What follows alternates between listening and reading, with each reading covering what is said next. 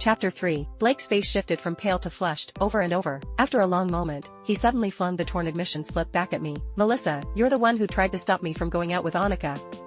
That's why I got so worked up.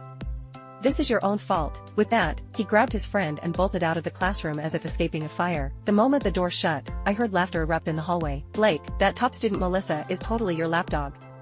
You tore her admission slip and she didn't even dare complain. Yeah, she's such a timid little thing.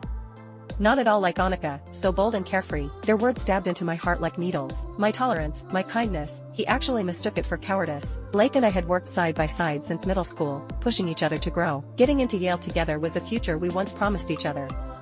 But ever since he met Annika outside of school, everything changed. Today's Blake clearly no longer wanted any shared future with me. Thinking of this, I tossed the torn admission slip into the trash bin and knocked on the homeroom teacher's office door. "Teacher, about the guaranteed admission to Stanford. I've made up my mind. Stanford suits me better than Yale." My teacher beamed. "Good.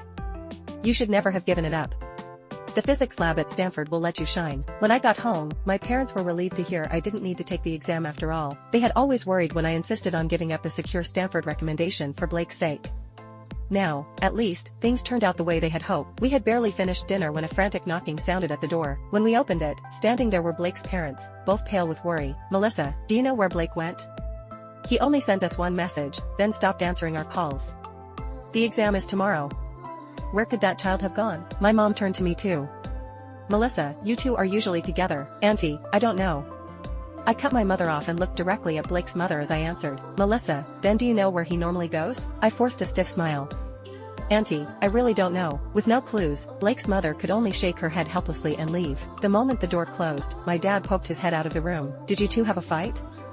How could you not know where he'd go?" I simply smiled and went back to my room. Of course I wouldn't say a word. Let him enjoy his wonderful night with Annika. My mother was the head of the parents' committee, so early the next morning, she pulled my father and me along to the exam site to serve as volunteers. We had barely arrived when I saw Blake's parents rushing around anxiously. The moment they spotted me, they hurried over. My homeroom teacher was right behind them, breathless. "Melissa, Blake never returned home last night.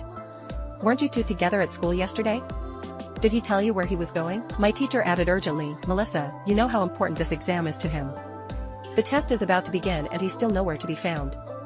Think carefully, where could he have gone?" Looking at Blake's frantic parents made something soften inside me for a moment, but the image of my own parents' horrific deaths from the previous life flashed violently in my mind, and my heart went completely cold.